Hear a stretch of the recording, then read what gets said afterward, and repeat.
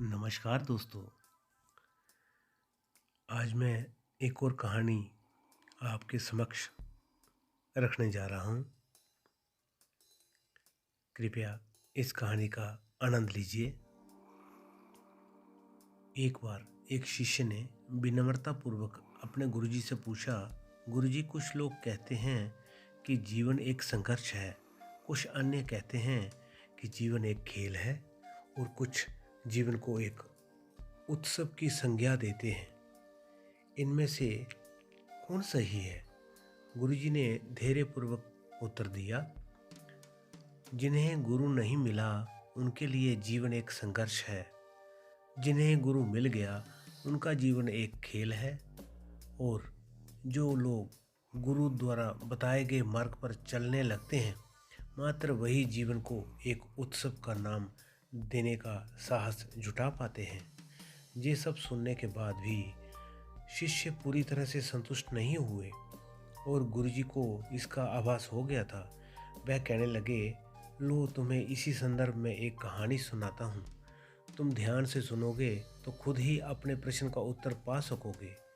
एक बार की बात है, किसी गुरुकुल में 3 शिष्यों ने अपना अध्ययन संपूर्ण करने पर अपने गुरुजी से ये बताने के लिए विनती की कि उन्हें गुरु दक्षिणा में वह उनसे क्या चाहते हैं। गुरुजी पहले तो मंद मंद मुस्कुराए और फिर बड़े स्नेहपूर्वक कहने लगे, मुझे गुरु दक्षिणा में एक थैला भर सूखी पत्तियां चाहिए, क्या तुम ला सकोगे? वह तीनों मन ही मन बहुत प्रसन्न हुए, क्योंकि उन्हें लगा कि वह बड़ी आसानी से अपने गुरुजी की इच्छा पूरी कर सकेंगे। सूखी पत्तियां तो जंगल में हैं, हर जगह बिखरी ही रहती हैं। सब बोले, गुरुजी, जैसी आपकी आज्ञा। अब वे तीनों शिष्य चलते चलते एक समीप के जंगल में पहुंच गए, लेकिन ये देखकर कि वहां पर तो सूखी पत्तियां केवल एक मुट्ठी भर ही थी, उनके आश्चर्य का ठिकाना ना रहा। वह तीनों सोच में पड़ गए कि आखिर जंगल से कौन सूखी पत्तियां उठाकर ले गया है। इतने में उन्हें दूर से आता हुआ एक किसान दिखाई दिया। वे तीनों उस किसान के पास पहुंच गए। उन्होंने बड़ी विनम्रता पूर्वक किसान से कहा कि उन्हें केवल एक थैला भर सूखी पत्तियां दे दें। किसान ने उनसे क्षमा याचना करते हुए ये बताया कि वह उनकी मदद नहीं कर सकता है, क्योंकि उसने सूखी पत्तियों का ईंधन के रूप में पहले ही उपयोग कर लिया है। अब वह तीनों पास में ही बसे एक गांव की ओर इस आशा से बढ़ने लगे कि हो सकता है वहां उस गांव में उनकी कोई सहायता कर सके। वहां पहुंचकर उन्होंने जब एक व्यापारी को देखा तो बड़ी उम्मीद से उससे एक थैला भर सूखी पत्तियां लेने के लिए प्रार्थना की, लेकिन उन्हें फिर से एक बार निराशा ही हाथ लगी, क्योंकि उस व्यापारी ने तो पहले ही कुछ पैसे कमाने के लिए सूखी पत्तियों के दोने बनाकर बेच दिए थे। लेकिन उस व्यापारी ने उदारता दिखाते हुए उन्हें एक बूढ़ी माँ का पता बताया, जो सूखी पत्तियां एकत्रित किया करती थीं। पर भाग्य ने यहाँ भी उनका साथ नहीं दिया, क्योंकि वह बूढ़ी माँ तो उन पत्तियों को अलग अलग करके कई बार की औषधियाँ बनाया करती थी। तब निराश होकर वह तीनों खाली हाथ ही गुरुकुल वापस लौट गए। गुरुजी ने उन्हें देखते ही स्नेहपूर्वक पूछा, पुत्रों, ले आए क्या गुरु दक्षिणा? तीनों ने सर झुका लिया।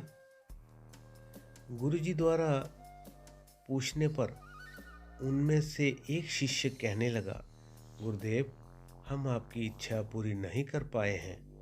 हमने सोचा था कि सूखी पत्तियां तो जंगल में हर जगह बिखरी ही रहती हैं, लेकिन बड़े ही आश्चर्य की बात है कि लोग उनका भी इतनी तरह से उपयोग करते हैं।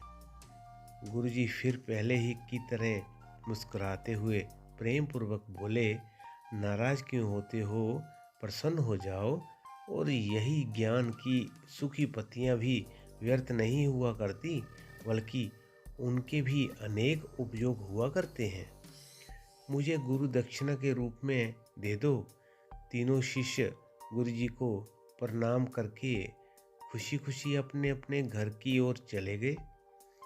वह शिष्य जो गुरुजी की कहानी एकाग्रचित होकर सुन रहा था, अचानक बड़े उत्साह से बोला, गुरुजी, अब मुझे अच्छी तरह से ज्ञात हो गया है कि आप क्या कहना चाहते हैं। आपका संकेत वस्तुतः इसी की ओर है ना, कि जब सर्वत्र सूखी पत्तियां भी निरर्थक यहाँ बेकार नहीं होती हैं, तो फिर हम कैसे किसी भी वस्तु या व्यक्ति को छोटा और महत्वहीन मानकर उसका तिरस्कार कर सकते हैं। चींटी से लेकर हाथी तक और सुई से लेकर तलवार तक सभी का अपना अपना महत्व होता है। गुरुजी भी तुरंत बोले, हाँ पुत्र, मेरे कहने का भी यही तात्पर्य है कि हम जब भी किसी से मिलें तो उसे यथायोग्य मान देने का पूरा प्रयास करें, ताकि आपस में सद्भावना, सहानुभूति एवं प्यार का विस्तार होता रहे और हमारा जीवन संघर्ष के बजाय उत्सव बन सके। दूसरे, यदि जीवन को एक खेल ही माना जाए तो बेहतर होगा कि हम शांत और स्वस्थ प्रतियोगिता में ही भाग लें और अपने निष्पादन तथा निर्माण को ऊंचाइयों के शिखर पर ले जाने का भरपूर प्रयास करें। अब शिष्य पूरी तरह से संतुष्ट था। अंततः मैं यही कहना चाहता हूँ कि यदि हम मन, वचन और कर्म, इन तीनों की जगह पर इस कहानी का मूल्यांकन करें तो भी यह कहानी सही ही होगी। सबके प्रति पहले से मन मुक्त मानव वाला व्यक्ति अपने वचनों से कभी भी किसी को आहत करने का दुस्साहस कर्म नहीं कर सकता है, और उसकी यही ऊर्जा उसके पुरुषार्थ के मार्ग की समस्त बाधाओं को हर लेती है। इसीलिए हमारे जीवन का सबसे बड़ा उत्सव पुरुषार्थ ही होता है। धन्यवाद। दोस्तों, अगर आपको ये कहानी पसंद आई हो तो कृपया इसे लाइक करें, शेयर करें, कमेंट करें और मेरे इस गुरुजी वॉइस चैनल को सब्सक्राइब करें। आपका बहुत बहुत धन्यवाद।